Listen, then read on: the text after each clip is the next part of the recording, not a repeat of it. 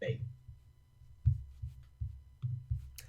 Ladies and gentlemen, it's Saturday night. You know what that means. It's time for the Hot Tag Podcast. It's your boy Shake and Bake, ESG Shake on Twitter. This is my podcast co-host, Grambo, Teddy Graham. How you doing, my man? I'm chilling. I'm fired up. We just had a good conversation before the show started. Yes, I sir. banged out a literary review essay today. But I'm here. I'm ready to go. I'm ready to talk wrestling. Why? Because I love wrestling. And I get more excited about wrestling the closer we get to WrestleMania. How do you not? Folks. Listen, All right. So what you? every time I think about it, like I see, WrestleMania tickets are on sale. I'm like, oh no, he's already got them. You know, he's every time you see it, you got to be thinking, ooh, we're getting there, and we haven't even reached the Rumble yet. Ugh. No, I got my plane tickets. I got my WrestleMania tickets. I got my hotel booked. I got my rental car booked. The only thing left for me to actually book is my WB Studios tour. That's all. So you know why I did that, right? Huh? You know why I had to rub my forehead, right? Why? When you said you had your rental car booked, I immediately got flashbacks to us waiting, 3 hours? 2 hours and 30 minutes. Yeah. No, was it 2 hours and 30 minutes, or was it like two? I think it was like 2 hours and 50 minutes. I think it was almost 3 hours, yeah. Yeah, it was like close to 3 hours, 2 hours and 50 minutes in a rental car line in Dallas, Fort Worth, from VW. You know, oh my God, that was a nightmare. I would wish it on my worst enemy, but not anybody I like. You know? I would hope your worst enemy wasn't someone you liked. No, I'm saying, like, the saying is I wouldn't wish it on my worst enemy. In this case, I would, but anybody I like, no. Like, yeah, it was... you remember how terrible that line was? I ended up getting bloated in the line, and then, like, I couldn't breathe. I was like, for anyone who doesn't know, I have a lot of gas. It's like hereditary. I got a lot of gas problems. I had to open up my suitcase and get my gas pills out of the suitcase because I was like walking around like that, and I was like, and I had to step outside. And it was just like, it was terrible. It was after not eating all morning. It was like mid-afternoon, not eating anything, and then the first thing I ate was like a bag of Doritos and some cookies, and then the mixture of it. Oh, there was a bag of Doritos from Fruit Snacks, and the mixture of it just messed up my stomach. Listen, I had to go outside. I had to go outside to breathe. I was sweating. It's the trials and tribulations of going through a WrestleMania trip. And there was ups and downs of it. Our flight was delayed also. It was a shit show of a day, and getting there was awful, but like, as soon as we walked in and I saw where our seats were and how close we actually were to the stage, I felt like a child, and like that whole day before was like washed away. It was amazing. That day before was actually kind of terrible. No, kind of. It was yeah. Oh. And then the barbecue spot we went to was good. Not good, no. No, but their barbecue sauce was hands down like some of the best barbecue sauce I ever had. And their mac and cheese is really good. But other than that, that was it. That was it. The barbecue spot was a letdown. And we had a rough day. We had a rough first night in Dallas. Not to mention, it was Dallas, and you know, Dallas is one of those cities that you can forget about. The only thing good about Dallas is Walker, Texas Ranger. Yeah, I mean that we weren't in Dallas for anything but WrestleMania, and I won't be back in Dallas for anything but an event like that. Yeah. It just is what it but is. The next day was awesome. Oh, next day was awesome. We went down. Yeah, the food. We went there. We go to Pecan Lodge. Oh man. Next day was awesome. WrestleMania night one, possibly one of the best nights of WrestleMania history. Like that night was just solid. That was like very good. It was such a great night. But enough about the past. Let's talk about the present. Let's roll right into. Let's start where we left off. Okay. Did we talk about Crown Jewel? No, we just did our predictions and then we had the live reaction. So I guess we don't have to really go into that We'll talk about results as they happen because some old storylines will pop up. But honestly, Crown Jewel wasn't much of a story pay-per-view. It was more of a international sell. It was good, don't get me wrong. I think it's the best Crown Jewel they've had so far. But it wasn't, I don't know. It was fine. I don't think there's too much. Did you see Logan Paul's podcast? And him and his friends were sitting there and they had neck braces on, and I did see one that. was in a wheelchair with the. And so, like, I really loved that segment they did where the guys were selling it and everything like that. Now, my only complaint was, like, Logan Paul at the end was just like, full disclaimer, guys didn't really break their necks, da-da-da. And it was like, he could have just said, they didn't really break their necks, but they're really messed up. Like, you could have let us be like, obviously, we all realized they weren't that messed up, but it played into kayfabe, and which to me was like, all right, you respect the business. I love it. I love it. As it is, my only complaint about Logan Paul and Roman Reigns match was that it was a very good match. If that makes any sense. No. That is my elaborate, please. It was, to me, it's a disrespect to the business. Logan Paul has no right to be putting our world champion through a match. He should get knocked. He should get Superman punched, speared, and that should be over with. He's our world champion. He has no right going the distance and having a full-on great match. That'd be like Logan Paul showing up and fighting, Mike Tyson in his damn prime and just going all, like, every round with him. Oh, or you mean like when he actually did that with Floyd Mayweather? No. Floyd Mayweather was retired. He let him go a couple rounds with some money, and Floyd Mayweather is not as big as him. That's another thing. Mike Tyson is a heavyweight. Roman Reigns is a heavyweight. It's one thing if you said, "Oh yeah, Rey Mysterio was our champion and he went a couple rounds with it." He went the whole rounds with him. Roman Reigns is a big dude. Listen, I think it was made clear that he low-key slept Logan Paul, and that was the whole storyline, that he wasn't remotely worried. And he got a couple nice shots in and got a couple little bit of momentum. But honestly, I think Roman Reigns did look dominant. I think there were times where Logan got some work in and he hit a couple spots, but I wasn't worried about Roman at any point in time. I was like, there were moments he had 2 counts. I was never like, oh, he's gonna lose. Like, I was like, he's fine. Like, the only time I was like, oh shit, was when he hit the frog splash. But I was like, I don't think that's enough. I never felt like Logan did enough to win, and I thought it was fine. I know what you mean. A lot of people felt like it should have been a squash match, but I thought it was really good, and I think it does a lot for Logan Paul. But I don't think it hurts Roman Reigns even in the slightest. So.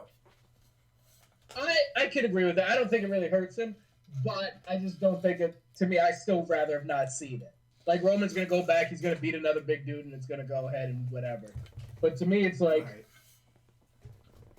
Roman Reigns shouldn't. So all of a sudden, this is the way I put it. Let's put it into perspective like this. Roman Reigns goes toe-to-toe with Brock Lesnar.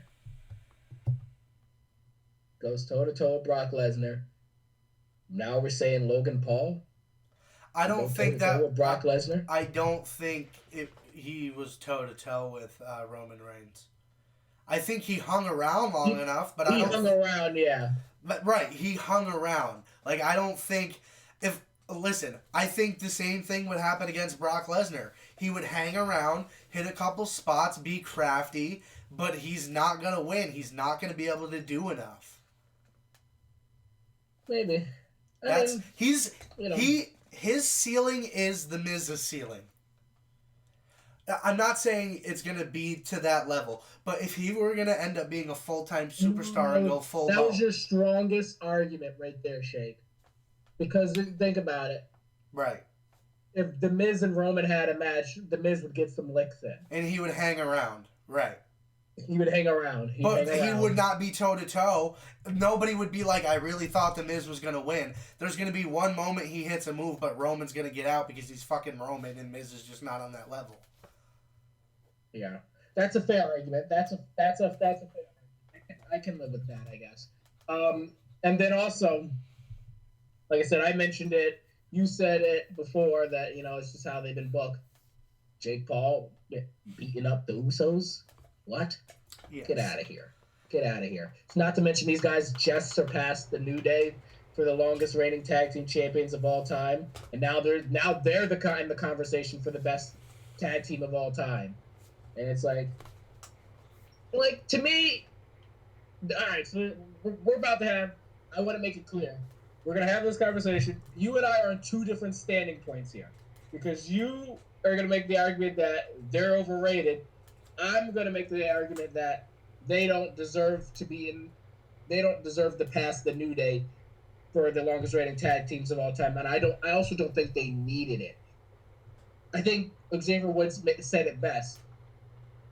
You two are generational superstars. Generational superstars. He said your cousins, your dads, your grandparents have paved the way for you, and you guys got to try out just because you're related to them. We had to earn our spot. I had to worry about getting late. I had to get worried about getting fired and sit in the background. Kofi and Xavier Woods have paved the way for so many superstars and have put the tag team division back on the map.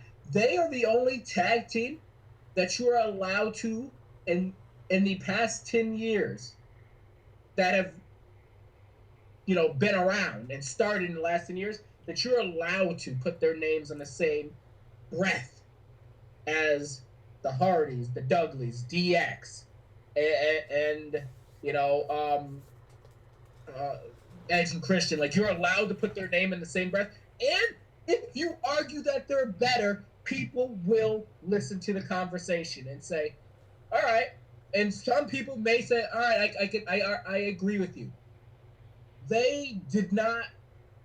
And like I said, now if you told me, now let's put this on a different lens. Let's say the Usos just had a solid run and they weren't champions because of Roman, and they weren't the longest running champions because there was a whole nother team floating around.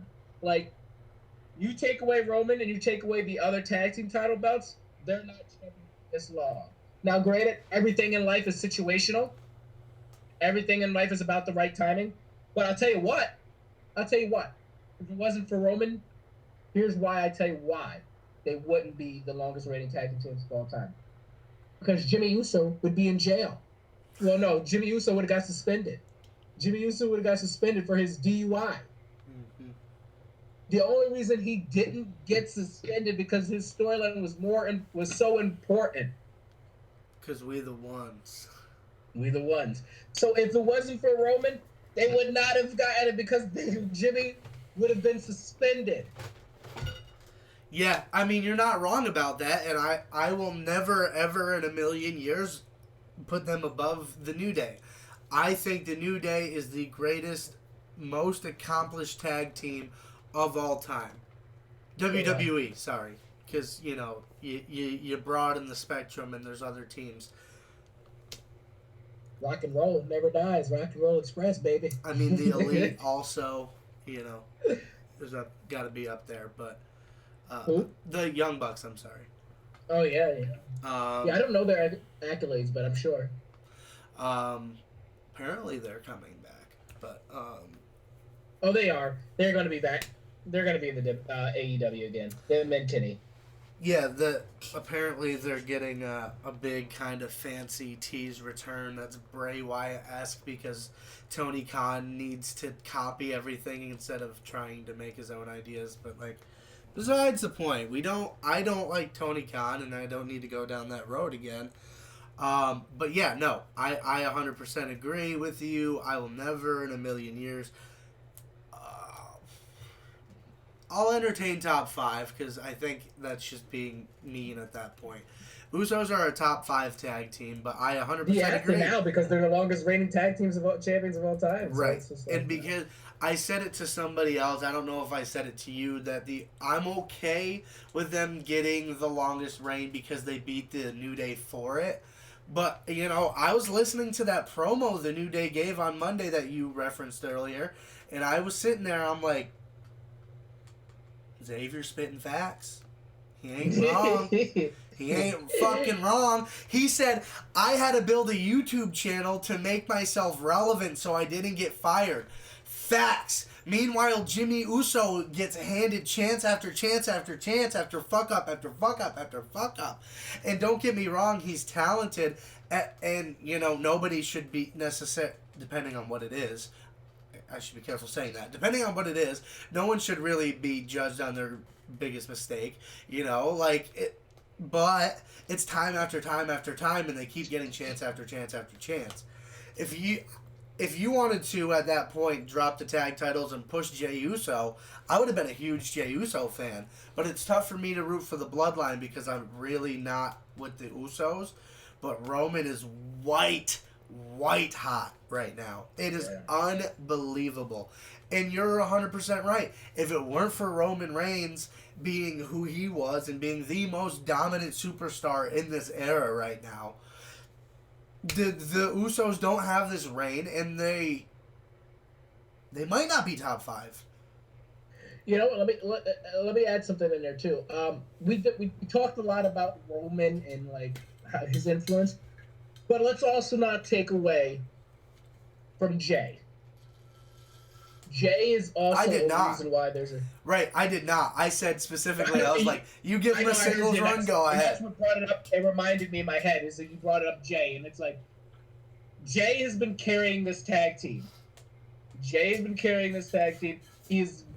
like, let's be real here. What is Jimmy? Jimmy sits in the background and just goes, my dude. Yeet. He sits in the background and goes, my dude, with Sammy. Yeah. Jimmy hasn't done anything. Jey has been one of the most entertaining people in the company for the better part of 2 years now. Yes. And he's been grinding, and he deserves, and Jey actually deserves this. But Jimmy doesn't, which brings it down. And I don't even want to, this is not shaming at all, but Jey has been working hard, getting in shape. Jey looks good. He looks ripped. Jimmy has been gaining weight and is now only wrestles in a shirt, as you know, as the New Day once said. Like, yeah, no, it's not. Listen, I would prefer to see Jey Uso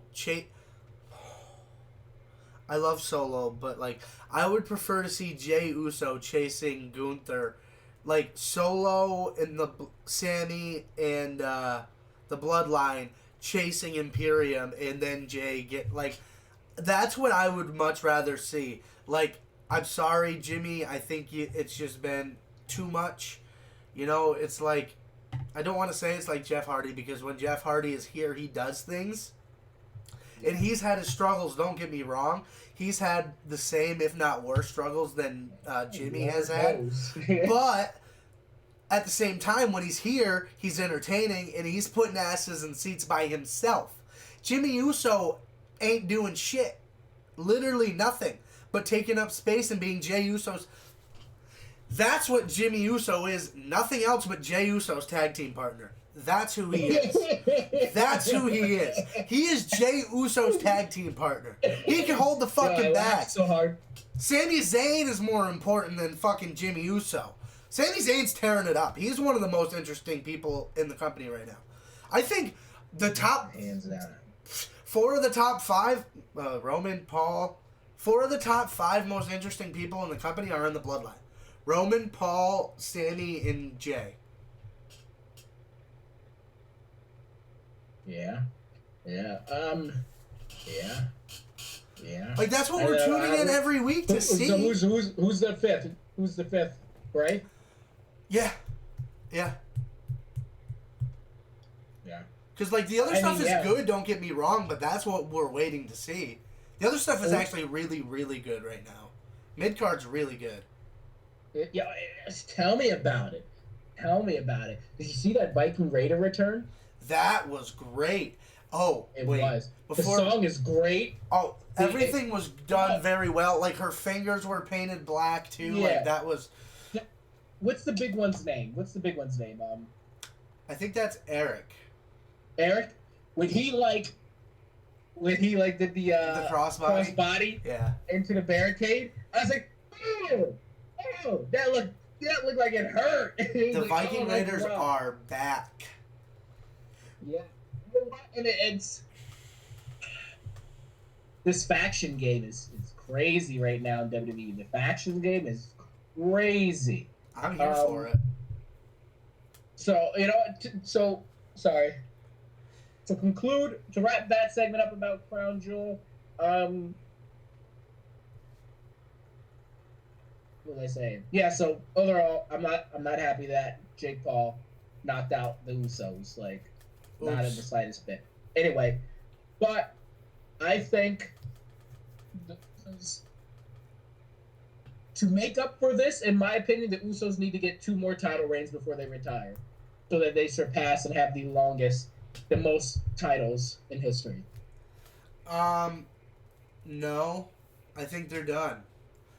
They're probably not done, but like, no. Well, we just seen. Stop giving them fucking accolades.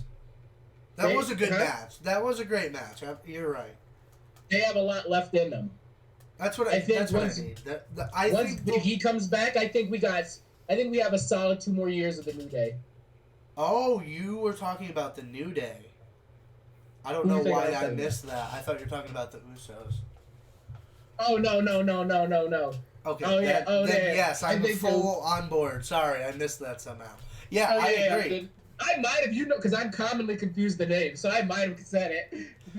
For clarification, I think needs to win 2 more titles because right now they're the second most with 10.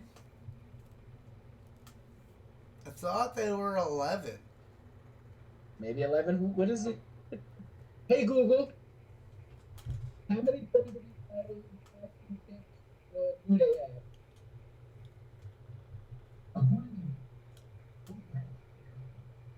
Yeah. So what do they need? Well, how many more do they need to take the title? The reign as number having the most. Hey Google, what is the most WWE tag team title reigns in history? According to Wikipedia.org, Edge has the most individual reigns with 12. Do you want a little more context? No, I want the answer to my question. Hey Google, who has the most WWE reigns in history?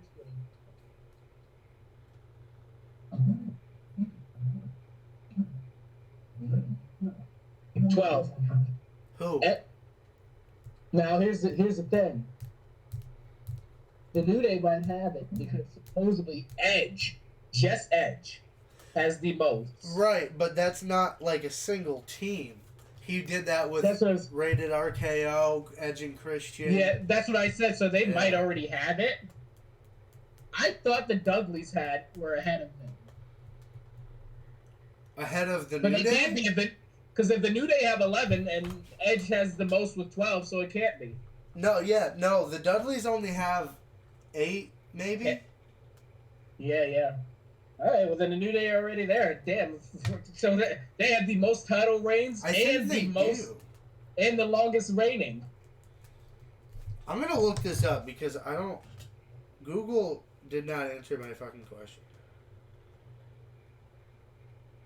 Edge. Okay, which team maybe? Different question.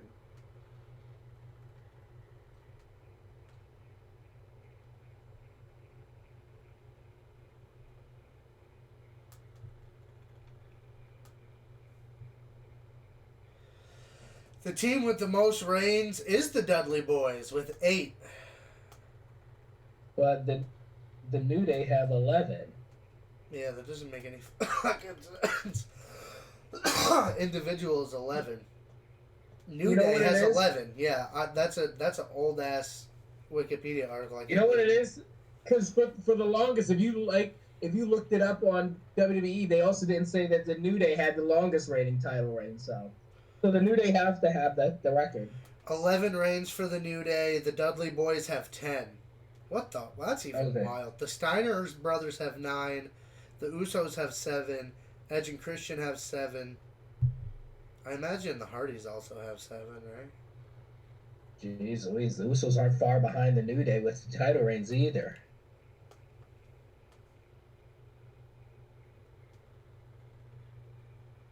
Wait a second.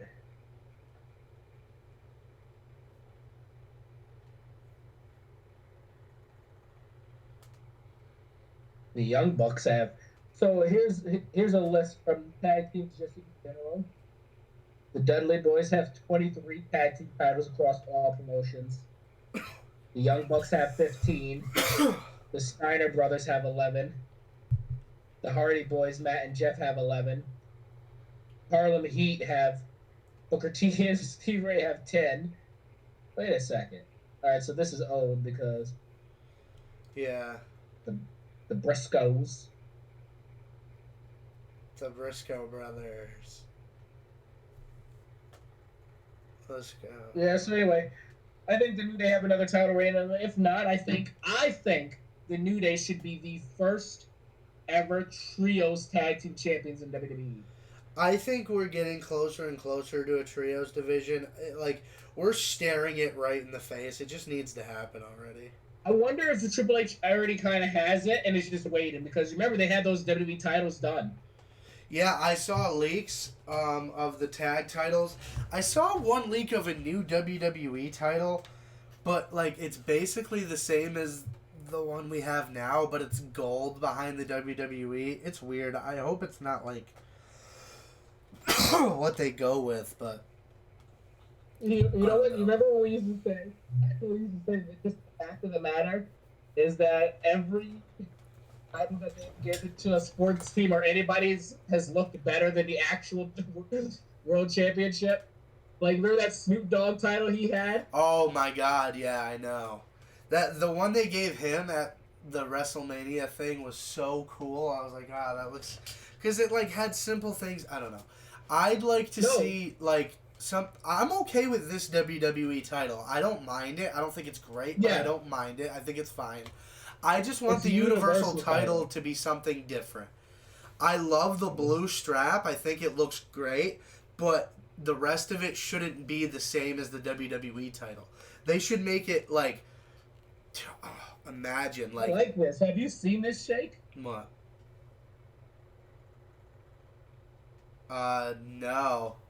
That is kind of cool though. The plate itself, like I mean, I think that but I mean like the shape of the plate, but I like that design. I think that's a really cool design. Gives me a little old school vibe. Yeah, it is pretty cool. But yeah, so let's get into the weekly shows. A lot's been going on. It's been very, very interesting.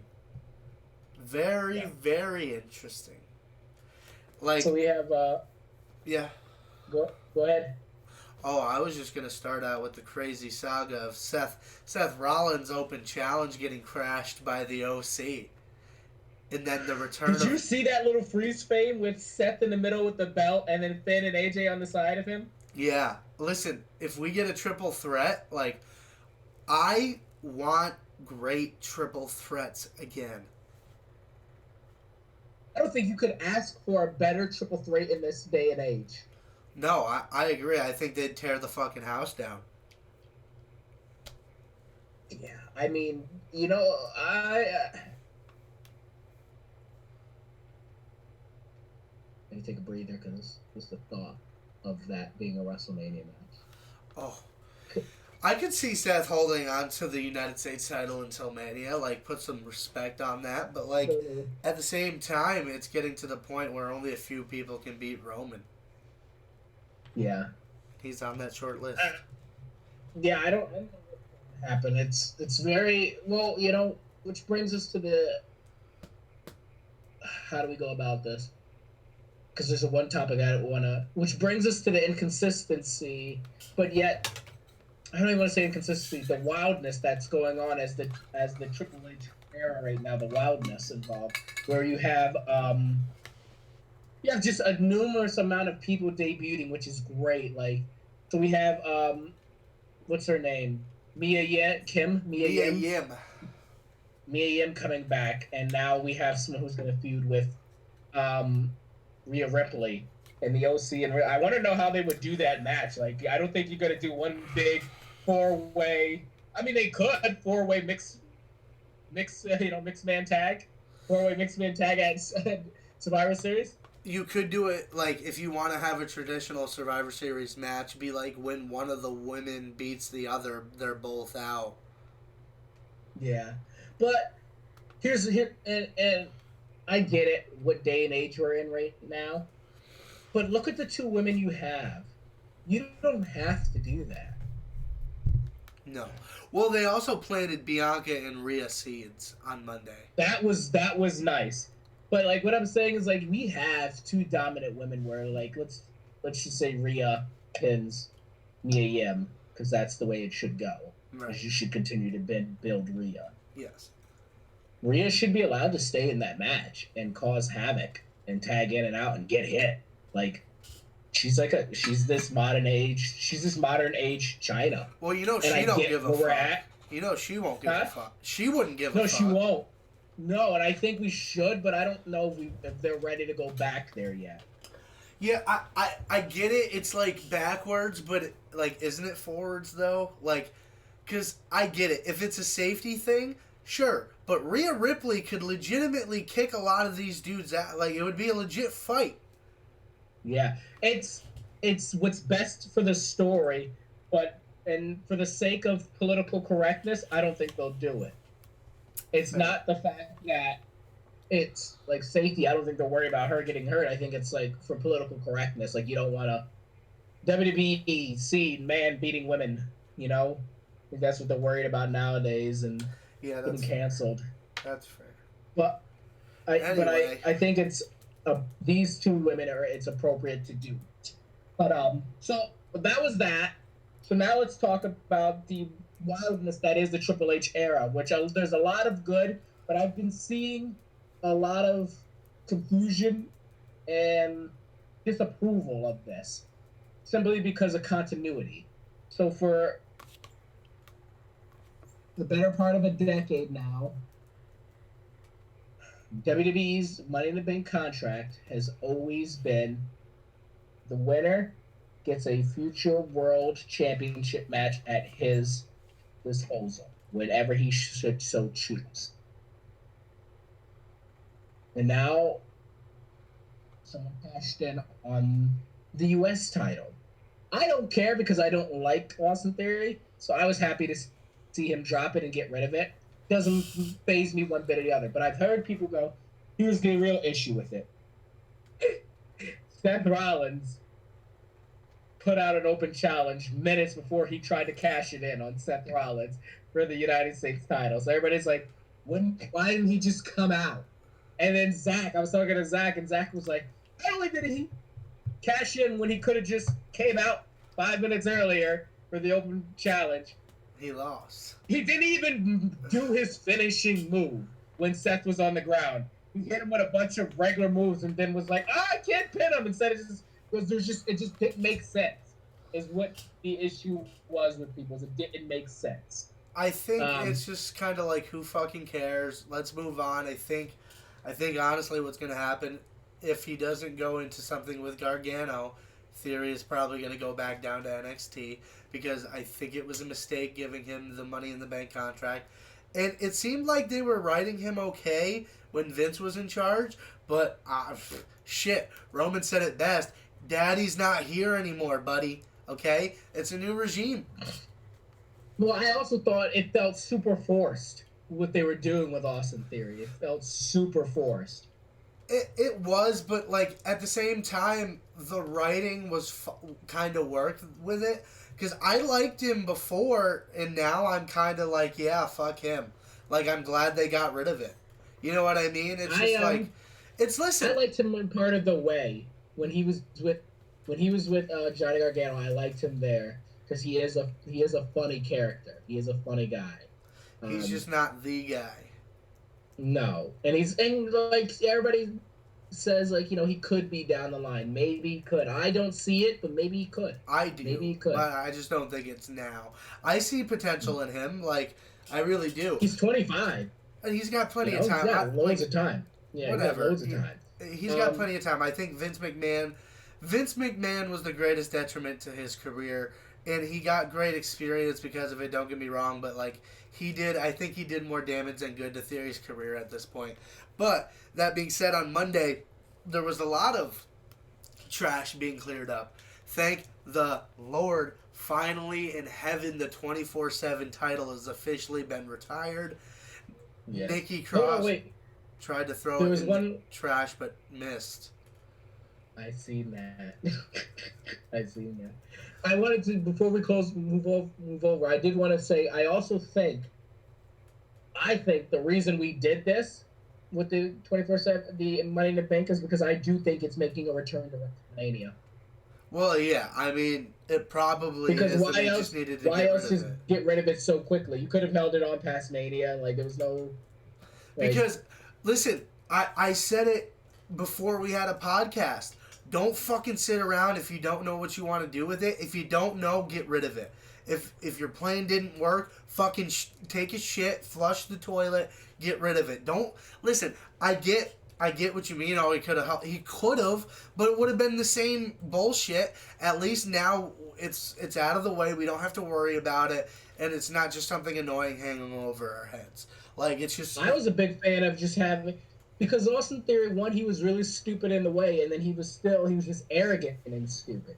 I was a real fan of having Austin Theory hold it until Money in the Bank the next year, and then just be like, oh, by the way, but you still have it, and now it's time for the new one, so it's disqualified. I don't know. I feel like it's just king dumbass to cash in on a non-world title and not win it. I tweeted it. I was like, ladies and gentlemen, let's not forget that not only is Austin Theory the first to cash in on a non-world title, he is also the first to fail a cash in on a non-world title. So let's not shrink him of his accolades. Did you see Baron Corbin's tweet? Yes, we're a group led by John Cena. We're a small select club and we're led by John Cena. Yeah.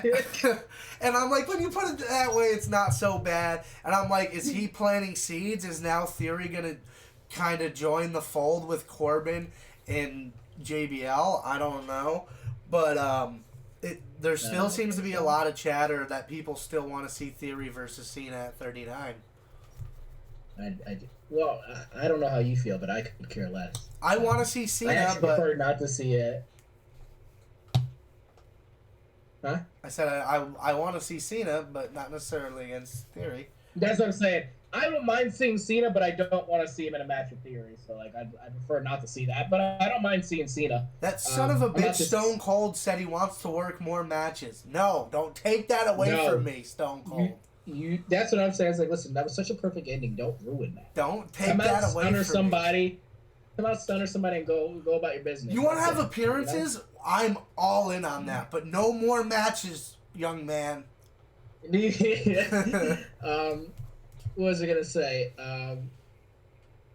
Crap, I forgot what I was gonna say. See, we got rid of the 24/7 championship. Yep.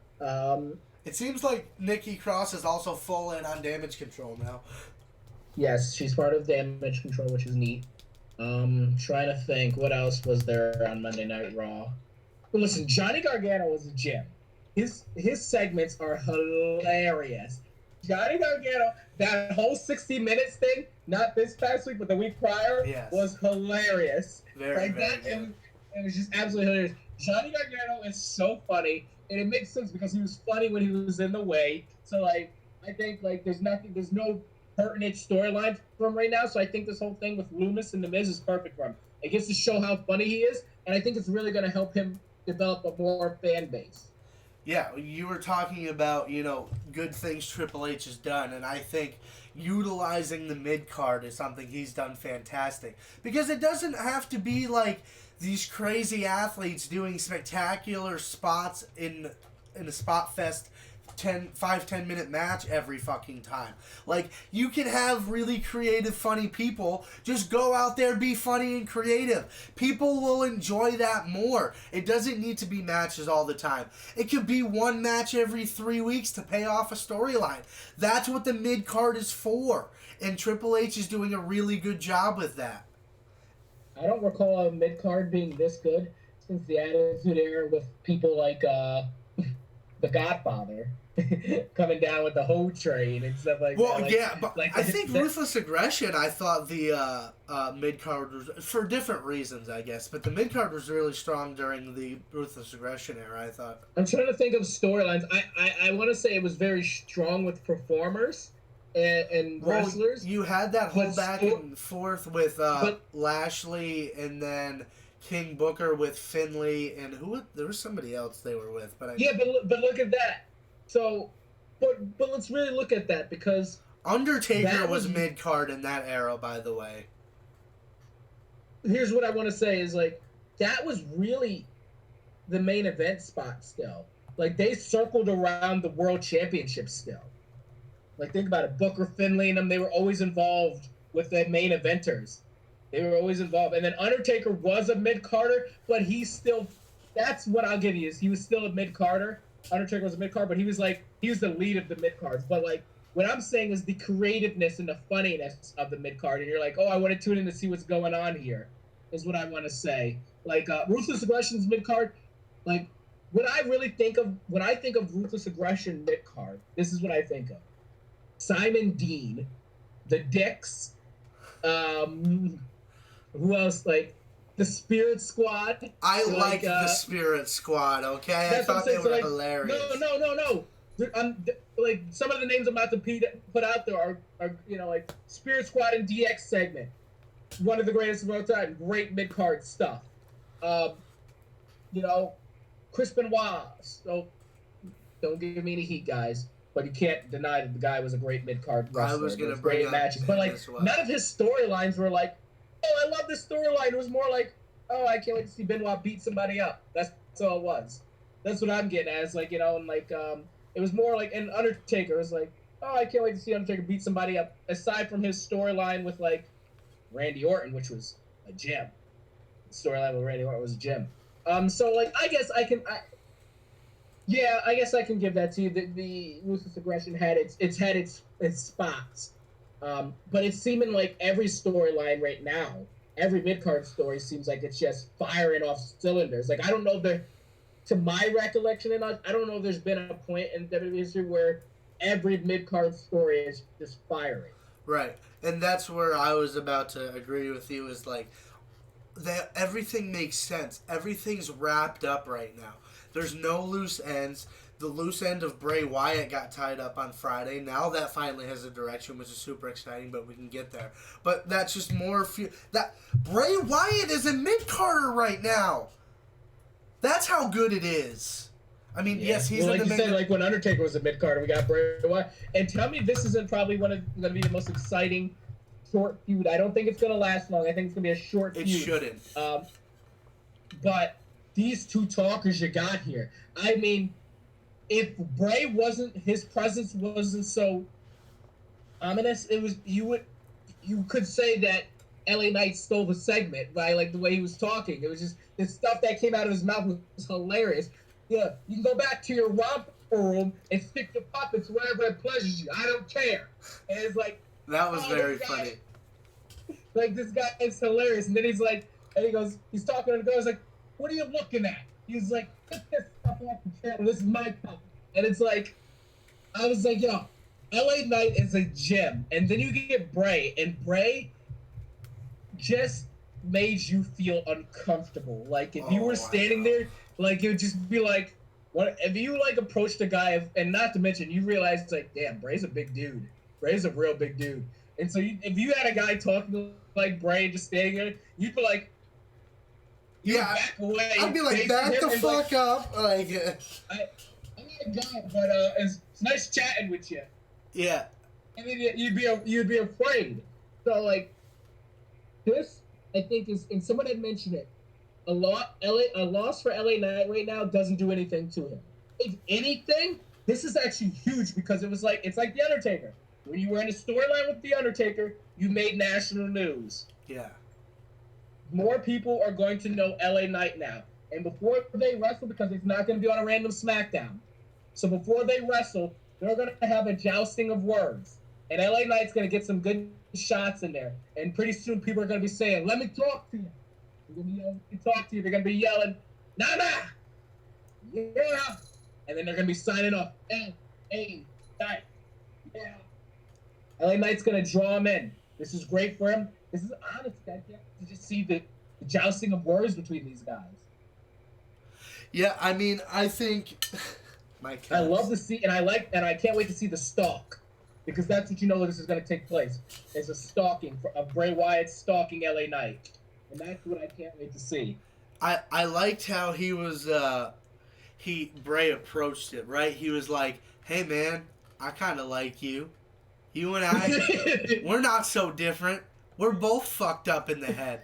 You should just give into it more like I am, man. It's okay. We have cool jackets over here. We have pizza on Mondays. Come on over here." And LA was like, "No, freak show. Fuck you. I ain't doing it. I'm the megastar LA Knight." Okay? And I'm here for it, and I think it's very Undertaker-esque. And I think that's how you have to book Bray Wyatt now. And I don't care what anybody says. Oh, he's not the Undertaker. You're right. He's not. He's fucking Bray Wyatt. But that's the kind of creativity and the kind of character he is. And I think to not allow him to do that and be that is a discredit to him. And I'm sorry. I don't care if he's hard to work with. I'm fucking sorry. I really am. Because he is one of the best creative minds that is going to sell tickets and get people invested right now. And I think the strong-minded and the ones without the big egos, LA Knight, that's his character, right? But he doesn't have the ego. He's going to go into this and be like, I'm going to look like a fucking star. I may not win, but you know what? I'm going to look damn good and people are going to remember me. And when I come back, you better fucking watch out. Because once you come back from the brink of death against a guy like Bray Wyatt, you don't come back the same. Nah! You come back a hell of a lot better. Okay? All I got to say to that is, one, great promo. Two, people say Sami Zayn's hard to work with.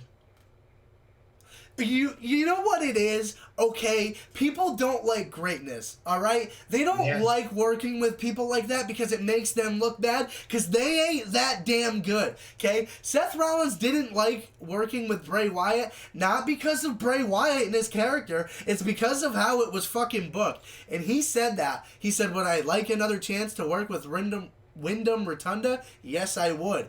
But he didn't want to work with the Vince McMahon version of Bray Wyatt because it was horseshit. He didn't know how to write it. But he knows, Seth Rollins knows, if you get in there with the best, you'll work with the best, you get better because of it. And anybody that shies away from it, I'm sorry you don't want to get better. I'm sorry. I think LA Knight is the perfect person to step up, work with a great feud, put over Bray Wyatt, and move on. Because you know what he could do after losing to Bray Wyatt? He could go and be a heel and put over Gunther in the Intercontinental Championship. Maybe even win it and get a little drama there. I would be okay with that. Yeah. Like, I'm not saying that'll happen, but, like, that would happen and no one would bat an eye, is more my point.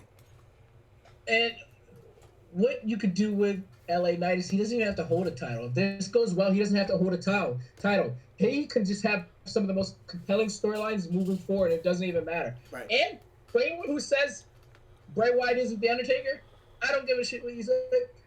Don't underestimate him. Is he the Undertaker? Is he as good as the Undertaker? No, no one is. But does he have the ability to be more entertained? I am actually going to go on a limb and say here, and like if they do this right, I am more intrigued in this storyline than a lot of. I'm just as intrigued as I was watching the Undertaker stalk Randy Orton, watching him stalk other people. Bray Wyatt's character development is more interesting than the Dead Man. I agree. That's a fact. That's a fact. I think is he better right now? Is it the stuff Undertaker did a great job, but just from character aspect, the Undertaker's the greatest character of all time. But this character with Bray Wyatt is more interesting and can become a wildly popular character. Now, you don't start you don't start becoming better than the Undertaker until you put 30 years in as this character and are doing the damn Right. thing and you're just amazing at it. Which unfortunately was taken from Bray, so he doesn't have that type of time left. So Right. he won't ever become his character will never become better than the Undertaker's. But hey, he could take that number 2 spot. Honestly, yeah, I 100% agree with you, and I don't think I really could have said it better myself. The longevity of The Undertaker and how he went from start to finish basically being the same character. He had the point of the American Badass, he switched it up, but that even was still a hit. People really loved that. But I think you're right. I think as far as this type of character, Bray Wyatt longevity never going to be there. Sorry, but it is what it is. But gosh darn, number 2, not far-fetched to believe at all. I think he's there now without this run. And, like, I think people respect his creativity and what he is and what that potential is. But I think he's going to get done right this time. And I really see a different future for Bray Wyatt, and I think things are going to go well, and I don't think we're going to see him in a lot of title pictures, which is great. I think we're at a point now, like, where the Dead Man was in the I'd say like 2004 on, after he retired the American Badass. Where, what did he win the world title? 2, maybe 3 times after that? And he was around for 18 years after that. You know, that's going to be what Bray Wyatt does. He's going to be very, very story heavy based. And then every once in a while, when they need someone, he's going to be the guy they give it to. Seth Rollins was talking about being, the we need somebody guy, but Bray Wyatt's going to be the we need somebody guy, in my opinion, because he never is going to command the title. That's not who he is, but people are going to be really happy when he wins it. So it's a perfect segue for a few months while you wait or get somebody else ready. I have an opinion that you may now be a fan of, but I actually think a title hurts him. I think it tones down his creativity. I get it, but like, yeah, same thing with the Undertaker. Sometimes you need to do But here's the thing with the Undertaker, though. His character wasn't as creative as Bray's, to the point where it didn't. Like, it was just like, he was, like, when he held that title, he was just a savage. He was just a savage when he held that title. Well, I think this Bray Wyatt character seems to be with this split personality. Seemingly, it seems like that switch is going to get flipped, in where he could go on a power trip and go on with the titles once he gets it. You got a good point there. He could do a really good job with that. I think it's just we have to see what comes out of that. Yes. So that's Bray. I mean, that's awesome. So this World Cup situation, I mean, like I said, I thought I knew who was going to win this at first, and then I realized who was in it, and then what the stakes are. I had assumed Braun Strowman would win, but then you also have Sami Zayn in there who could get a crafty win over a Braun Strowman. But I also it's weird, because I don't see anyone beating Gunther for that IC title. It's another situation where there's only a few people. Sheamus, Drew McIntyre. Honestly, not now, but in a couple months, I could see Karrion Kross. Well, here's a person. I mean, like, Braun could. He's really big and strong, but like, I don't think it's right now. It doesn't feel like it's like he should. You look at him on paper, you say he should, but when you look at him, you're like, I don't see that happening. I don't see that happening. So you want to look at the payoff. You mentioned Sami Zayn. Could, like, it lead to a War Games match between the Bloodline and Imperium with some help? No. So did you not watch SmackDown? I didn't finish it. I was like, after I said that, I meant to go, I didn't mean to call you out on that on the show. So no, we're gonna get the Bloodline versus Sheamus, the Brawling Brutes. Well, the Brawling Brutes. And then Drew McIntyre. And then probably, rumor has it around town, is probably Kevin Owens, which will then start planting the seeds. We'll start planting the seeds through the Kevin Owens and Sami Zayn tag team to take over. They are also a hilarious tag team. I don't ever remember. Do you ever remember seeing them tag team in the past? No, that was during the time I wasn't watching. You'll get stuff where Kevin Owens is like stomping a mud hole in somebody and Sami Zayn's on the apron going, You're so good, Kevin. And he's like, you're so good. Keep it up, Kevin. You're so good. And he's just yelling, and it's like hilarious. Yeah, I'm a big Sami Zayn fan. Like, he's a person that is so hot right now. He could beat Gunther. Because, listen, It'd have to be crafty. I love Gunther, but I'm already a little... His reign's already a little stale to me. Really? Yeah. Like, I love him, but I'm kind of like... I'm like, alright. Because he... It's weird, because he's so dominant, he shouldn't be a mid-card champion. It's hard, because... He's bringing prestige to the title. I So, know, like, we don't see him as much, which is good. And then when you do see him, he's just beating up dudes. And so it's just like, to me, it reminds me of when he was the UK champion. You're just like, but that was the world title for that brand. Title's, it's like, it's almost like, you and I are wrestlers. It's almost like, hey, 157's occupied by the state champion. All right, I guess I'll go 160.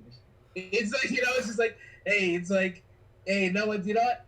Ain't nobody touching him. That's he holds that title as long as he wants to. But that's the problem. It's like the Superman effect. That's very boring. Oh, well, there we go. Like, you hate Superman. I love Superman. He's my favorite superhero. So I enjoy seeing dominant champions who just like, I loved every bit of Gunther beating up Rey Mysterio. I was like, that is awesome. I mean, that's fine. But, like, now I'm like, unless it's Braun Strowman, I don't care who he faces, because I just feel like they're not going to win. You can't... I'm waiting for the next Worlds Collide. We had the Sheamus, and I think we are going to build someone by WrestleMania, I think, and I'm very content with us getting, if the way I book Gunther, 3-man tags up into Mania, have, this, whoever wins this, they get beat up by Gunther, then we have 3-man tags, and then you build up Drew McIntyre to look like the next great heavyweight fight, but for the Intercontinental Championship. I mean, that's fair, and I'd be all in on that. I absolutely would. And yeah, I listen. What did I say?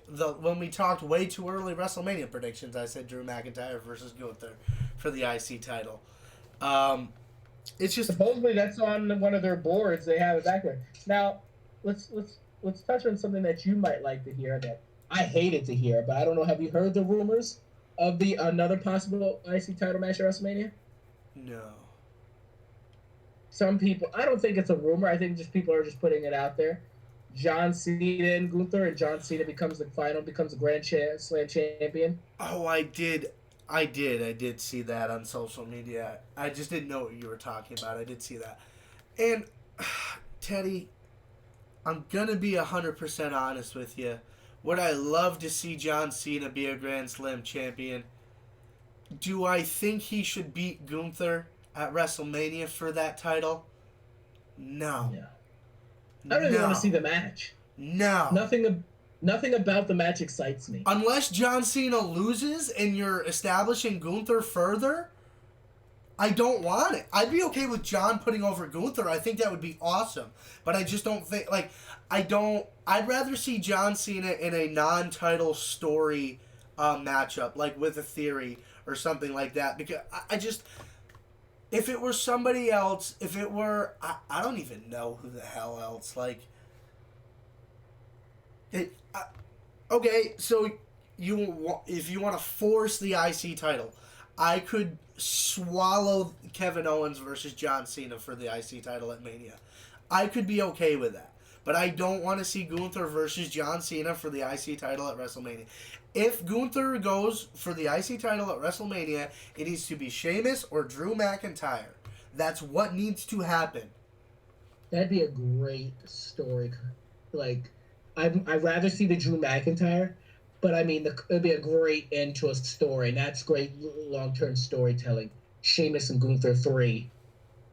Sheamus finally gets it and becomes a Grand Slam champion and beats Gunther at WrestleMania. The ultimate Grand Slam. The ultimate. I mean, it's great storytelling. I much rather see, and I've mentioned this earlier. I don't think Drew and Gunther is a better match than Sheamus and Gunther. I just think Sheamus is a better wrestler. but I do think it just it may be a bigger match at the time because it's WrestleMania. It's Drew McIntyre, one of the hardest choppers in the world, versus Gunther, the hardest chopper in the world, and the just savage of a man who's been beating everybody within an inch of their life, even Sheamus. The only other person we've seen beat Sheamus is to a point like Gunther did is Drew McIntyre. Yeah, I mean, the story writes itself. I'm not against seeing John Cena. I love him. But again, he's one of those people that at this point, I don't know who you would have wrestle him at WrestleMania if he was to have a match. Like, I guess Theory, but like, I don't know why that just doesn't do it for me. It doesn't do it for me either, especially with what's going on with Theory now. Like, I'd rather see a Johnny Gargano and John Cena, I guess, maybe. Or like, the story doesn't fit there, but they would have a better match, but the story doesn't fit there to me. No, you know what I would really love? Doesn't. I'd like to see Sami Zayn versus John Cena. That would be awesome. Yeah. I mean, if we don't see Sammy, well, here's the thing. If it's not Sammy and Kevin, then I'll tell you what. If I'm not seeing Sammy and Kevin versus the Usos, then I want to see Kevin and John Cena at WrestleMania. And Kevin retire John Cena. That's what I would love to see Kevin just retire all the greats. Just like John Cena actually is supposed to wrestle a few more years, so he's not retiring yet. I mean, we can all hope. What if Kevin Owens retires Rey Mysterio this year? Who? Rey. I think Dominic would retire Rey. Dominic would retire Rey. Because they went away from that storyline, and I think that's very purposeful. Ooh, tell me this isn't true. Which we're not it's in not the true. back room. All right, then let's move on. So, there's a whole lot of great storylines going on, but tell me this isn't true. Because of all the great storylines that are going on, tell me that all the preconceived storylines that we are expecting to see and we want to see don't make sense for the end of the year. A lot of them don't. No. Like a Beth Phoenix versus a Rhea Ripley doesn't make sense in the way things are playing out. No, I mean, but at the same time, Edge can come back and go after the Judgment Day whenever he wants, and like, I get it, but yeah, I agree. I think we're going more towards Bianca and Rhea. Yeah, that I mean, that or like I don't know what you do with Rhea. She's mixed in a whole bunch of other things, but Beth, I don't see how you fit Beth in there unless it's like just a match with Beth and Rhea doesn't make sense. Like it would have to be a tag match almost, and then it's like, I don't know. Roman and The Rock kind of makes sense, but then it's like, if Roman and The Rock makes sense, Cody and Roman don't make sense. Cody going for the title doesn't make sense. There's a lot of stuff that just doesn't make sense and it's not like, we can't say that it's convoluted right now because the storylines are great. But again, we're 5 months away, so you don't know how it plays out. But like that flies. We only have here it is. We have what is it? It's already at the end of November. We have Survivor Series, and then I don't believe there's another pay-per-view until Royal Rumble, which seems really far away. Hey Google, when's the Royal Rumble? Royal Rumble 2023 will be on Saturday, January 28th, 2023 at 8 p.m. Damn, there's no way.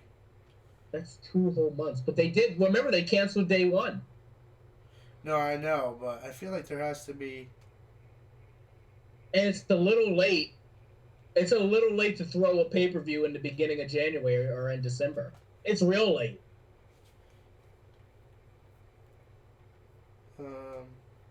You just have 2 months of building up into the Royal Rumble. Hey, I ain't mad at you. So they're just. That seems. I know they canceled day one as like. But that's weird. I wonder if they canceled the pay-per-view but still held the arena. That's what I'm saying. Like maybe everything, maybe it's still gonna go on, but it's not gonna be called day one anymore. It's gonna be something else. I don't know. But you're right. A 2-month build up to the Rumble is a lot. I mean, I don't know though. I feel like we've had that. We have had that 2 months between a pay-per-view. I don't remember when the last one, but I do believe it was like last year too that we had like a 2-month hiatus in between before a pay-per-view. I don't remember that. Unless it was to WrestleMania, I don't think so. Let me look it up right now. But yeah, I mean, there's a lot going on. I mean, a lot to be excited about as a wrestling fan for sure. Yeah. Going forward, but yeah, going to War Games, that's going to be awesome. It's going to be interesting to see who joins Bianca, Alexa, and Asuka. Oh, by the way, how great was the promo that Io and Asuka cut? I saw someone subtitled it in English. It was really good. Was it? Yeah, basically like Asuka came out, saying whatever to Io, and then Io responds in Japanese, and then Asuka goes, "Oh, all of a sudden you want to speak Japanese? Oh, you speak Japanese? Oh, everybody, look, she speaks Japanese." She's like, "You sound like an idiot," and then just kept calling her stupid over and over again. And then Io at the end just calls her a bitch, and then they go crazy. Like, that was great. It was really good. I'm like, imagine watching this in Japan and all of a sudden you're like, holy shit. Like, I imagine, like, being someone watching WWE in Japan, shitting their pants thinking that was so cool. I was worried and I was hoping, because you know how some people in our country can be. They could be like, oh, why are you not speaking English? And yes. It's like, but the crowd really seemed to appreciate it. And me as a fan, I was like, this is crazy. Like, they're just talking, I don't know what it was. It's like, they're talking in their language and they're going back and forth. I was like, look at it. This is the charisma they held between the two. And then the crowd started clapping, and then it was just like, it was so good.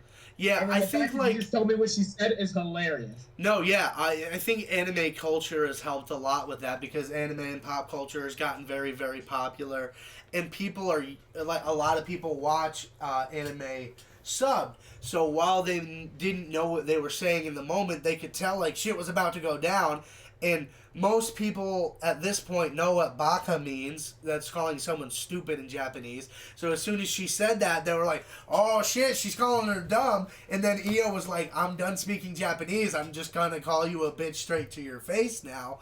Like that was great. And I was like all in on that. I'm a big fan of Asuka. I was looking at Asuka shirts on WWE Shop. I think that's going to be one of my next ones. Her shirt right now says nobody is ready for Asuka. I'm like, yes, I love her. I think, I'm excited for that War Games match. I really am. Yeah. Because they have Tell Nikki me Cross. You more like, go ahead. Damage Control is Nikki Cross now, so it's going to be interesting to see how those teams round out. Tell me you weren't instantly hyped as soon as like Io Shirai started talking in Japanese and like her voice dropped. It almost felt like you were watching an anime. And like yes, I was like, she like delivered it was like sinister. Yes, it was like for some reason what popped in my mind was like that scene in Naruto when Obito was talking to Sasuke, but he thought it was and he told him he was Madara. Yeah, The way he delivered it, I was just like, oh. Gee, look at her. And she was like, it almost felt like, oh, you think you're tough because you can talk Japanese? I can talk it too. And like Io came in and just started talking. And what you said, then Asuka goes, oh, look who just finally decided to start. Yeah, it's like, oh, you think you speak Japanese? Oh, that's great. I like whatever. No, yeah, it was great, and there's so much to be excited about, and it's already been released. Early little sneak peek into Monday night. It's already been confirmed. We mentioned the madness that was the open challenge. Seth Rollins versus Finn Balor on Monday night, a non-title matchup. Did you see my face? And then as soon as you said non-title, I was like, Well, I think it's more interesting now because I think the door is going to be open for Judgment Day to get involved more, and Seth Rollins is like, maybe he loses. I don't know, but then when the title's on the line, he figures out a way to get around it. But like, I mean, if probably AJ in the club interfere to help him win when it's the titles on the line. I'm very interested. Like I said, I'm very interested. My I hold on to the fact that we can drag this out and get a AJ Finn Balor match at WrestleMania. It could happen because I mean, at this point, we're not seeing a lot of those two together, and it's like they're staring each other. It's like they're purposely keeping them away. Right, they're staring each other just enough to see them. You know what? It's just enough to be like, ooh, let's see it. You know what it's like? It's like when you take your dog out for a walk, right? And there's that 1 yard with a clear fence that the dogs see each other through, and they sniff each other, tails go right up. They're like looking at each other, but they can never do anything about it, and it happens all the time. But eventually, that dog's gonna get over the fence, and it's fucking on. All right? But that's what it's like. It's like they're just walking past each other like, oh, if I had the chance, I'm going to fuck you up, but now's not the time. So, like, it's very interesting, and I think things are shaping up. And I think the fact that Nikki won the 24/7 title, I think the door is now completely blown off. We should get a women's mid-card championship. Because 2 women were the last people to hold the 24/7 title. And Nikki is... You ain't wrong. A lot of people are saying that we don't have enough women to do the mid-card. Bullshit. Keep bringing back more and more women. Bullshit, we don't. Right. We have Johnny Gargano's... Hold on. Can I just say, you go, bullshit. Bullshit we don't. We have I can't remember her name. I just can't remember. Johnny Gargano's wife, Emma, just came back. Becky Lynch is going to be back soon. You have Asuka. You have Alexa. You have... that chick that's now on SmackDown with the Viking Raiders. B-Fab is over there. Shayna Baszler. Selena Vega. Natalya. Selena Vega. Like, don't tell me you don't have enough women. Anybody who says that... Charlotte. You have Charlotte. You have Bayley. Like, you have... And then, like... Yeah, there's Naomi and Sasha Banks will be coming back eventually. Yeah, oh my god, how about the fucking dumbass AEW stands that were like, oh, Sasha Banks is coming back, is coming to AEW tonight. Meanwhile, she's still under contract with WWE. Listen, you AEW marks, get your grubby fucking hands off of her. She's staying with WWE. She's never going to be all elite. You need to get over it. Ooh, that's 2 AEW comments from you today. What's going on? Listen, I'm just sick. Listen, because I don't really take shots at AEW. I like the product. I just fucking hate Tony Khan. I think he's a child in a grown man's body playing with real people's lives right now, and I don't like it. I don't think I'll ever like him. But I like AEW's product. I like a lot of people they have going on there. Fuck CM Punk, but he's probably done there. But listen, Sasha is coming back to WWE. It is a matter of time. Stephanie McMahon is not going to let her walk out the fucking door. Stephanie McMahon is not that fucking dumb. She realizes how she's a star. I need to see Sasha Banks win the Women's Championship at WrestleMania. She will. I really think she will. I think she could get involved in the Raw title... Raw Women's Championship picture. I think we could get another triple threat for the women's title at WrestleMania, and they could main event. Oh, I remember. Remember, I told you Bayley, Sasha, and what's that girl's name? Bianca. Thank you. The champ. But yeah, no, I think that would be great. And listen, Sasha, it's not if, it's when. And that's been going around for months. And Naomi's been posting stuff of, like, her being backstage. They're constantly still interacting with WWE people. Naomi hasn't changed her name on Twitter from Naomi WWE. Sasha changed it to her real name, but, like, whatever. I do believe she was upset, and that's why she did that. But she's still under contract, and I think they're going to do right by her. I think... listen, It's not a secret Vince is racist, right? So, like... And listen... That's a secret to me. Is it? Is it? His wife hosted Trump rallies. Is that... What?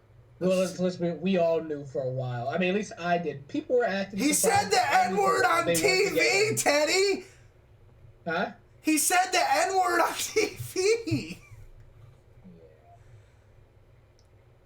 Unscripted! Yeah, I know. And then the Booker T thing was unscripted, too. If the camera wasn't on, I think Booker T might have laid hands on him. I'm not going to lie to you. He was pissed. Like, Charmel stood in front of him. He was pissed the fuck off. But Vince and Linda... The Nigerian drum circle match? That was racist as fuck! The whole character of fucking Apollo Crews... Okay, he is Nigerian, so that's a little better. But he demonized the country of Nigeria as a war country. That was horrible. That was awful. Kamala was pretty bad. Kamala was also not great. Umaga not great. Papa Shango. Yeah. Alright, well, let's move on to racism. But yeah, anyway, listen. So, hey, I got something for you. Johnny Gargano versus Seth Rollins for the United States Championship WrestleMania. You'd have to build Gargano up a little bit more. I think you have enough time. Yeah, I mean, he has a good couple months, right? Makes a really nice run at the Rumble. Obviously doesn't win it, but has a really good performance and gains momentum after that. Yeah, I'd be all in on that. But it's weird now because Seth Rollins is kind of making a babyface turn right now. Like, yeah. But it's hard not to because everybody sings his fucking song all the time and like, oh, he's just. I don't know if this is just me because I'm a huge Seth Rollins guy, but like. Every time he's on TV, he makes me feel something. And, like, there's not that many guys that every time they're on TV, I agree with you on that. We have our differences and things that we like in WWE, which is so funny. And then, especially with people we like.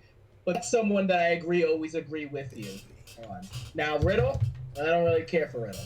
Yeah, okay, so with the recent allegations that have come out against Riddle, I've also pumped the brakes on that. What allegations? Sexual assault and not great. Yeah. Oh. With his ex-wife, and then like apparently there was a bunch of other women that were like saying shit, but like I don't know. It's a lot of he said she said, so it's kind of hard to like take a strong opinion either way. Well, I never bring people's personal life stuff into like why I don't like them. Like I just don't like the character on TV. That's it. Listen, what you do in your personal life is what you do in your personal life. I think his character on TV has also gotten very stale because I don't know that. Ever since the fight pit match, he's done nothing. He dressed up as Ezekiel, and that was the most noteworthy thing he's done. Hey! He has drums. He was hit like, by bomb. Everybody knows it. Bong. What is it? Bump. I don't know what he said. Pass, but that was pretty funny. But I think he's dragging the yeet thing. It's just, I don't know. Listen, Teddy, there's not too, we're at it like an hour and 20. There's not too much we have left to talk about, I don't think. But I did want to ask you one question. Are you feeling Usi? For Jey Uso, I am. I'm feeling Usi. Listen, I love it. I think it's hysterical. I honestly want a Feelin' Usi t-shirt. Like, ever since... Do they have one? Yeah. Oh, yeah. They're all on. They have so many... They're pumping out more t-shirts than John Cena did. It's so good. And it's like, when he said Usi, you know what the fucked up thing was, Teddy? I was like, oh, I hope they put that on a t-shirt, because I would wear that t-shirt, because that's funny as fuck. I like the honorary Uso t-shirt. The honorary Us, I love that, too. I was going to get that one, But, like, the one thing I don't like is that it says SZ on top because it's Sami Zayn. But, like, I wish it was just, like, honorary Uso, so anybody wearing it was, like, an honorary Uso. But I get it, but I like the That feeling. would be so smart. Right? That's why that was, like, the small detail that stopped me from buying. It's weird because I'm like that. Like, that was a small detail I was kind of like, if it didn't have the SZ, I would be all in. Well, I get why, because I do, too. Because Roman made it for Sammy.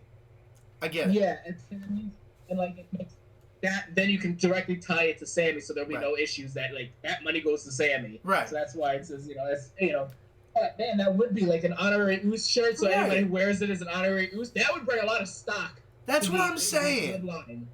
They bring a lot of stock to the bloodline. I would love if they put out a Sammy Uso shirt. I'm buying it.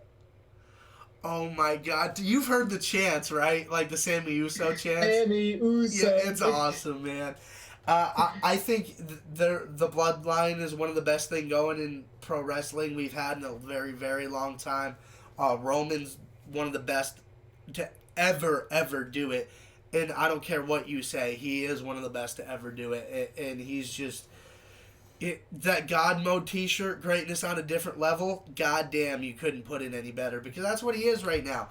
And Sami Zayn just adds another completely hilarious energy to that stable, and he picks up the slack for Jimmy, if we're being honest. Solo's the enforcer. He doesn't need to say much. He's got his role. And Jey Uso has just been bringing it. Man, when Paul said it 2 years ago, I didn't know that I believed it, but goddamn, it is set in stone. We have main event Jey Uso. He is that guy right now. It's a good life being a wrestling fan right now. Not a lot to complain about. It's all little stuff, man. It's all nitpick right now. That's it. I've been saying that for a while. I'm like, man, it's a great time to be if you were born in the mid-90s, it's a great time to be alive because you're loving wrestling, you're loving the comic book world because we all grew up with those Justice League shows and the, whatever, and the Spider-Man movies. So we're loving everything Marvel's putting out. We're loving James Gunn is in charge of DC now. Like, I'm loving everything. I'm just sitting there going, it's next. Give it to me. Every week I feel like it could. Well, you feel a little oozy every day. Listen, it's going to be great. The next coming weeks, the build-up to War Games is going to be insane. I expect each week to be more and more insane.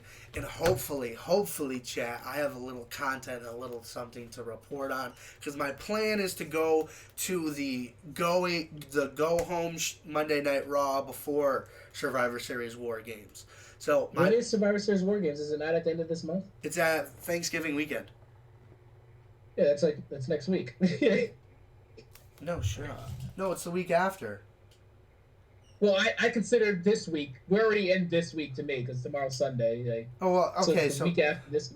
Yeah, the 21st is when I plan to go, which is the final Monday Night Raw before War Games. So that'll be really interesting. It's gonna be at War Games. I tell you what, if I had a little bit extra cash, man, I would have went too, because I'm not convinced I'm not going to buy a shit ticket and drive to Boston. I'm really not convinced I'm not going to do that. What tickets are left? I mean, it's not a bad idea. Oh, what? It's Thanksgiving weekend? It's that Saturday, yeah. Oh, I can't do that. That's when me and my family get together. My family's all wrapped up by Thursday, so I'm... My family, we don't celebrate Thanksgiving, so we do it on Saturday. So, here's the deal. I might go if my cousin Josh, right? Better known as Terminus around on my stream. But what's he known as? Terminus. Terminus? It's a Walking Dead thing, but it's Terminus RG. But he gets on the stream with you sometimes? Yeah, he subs and he hangs out a lot. He might go to Monday Night Raw if he's not going to LA.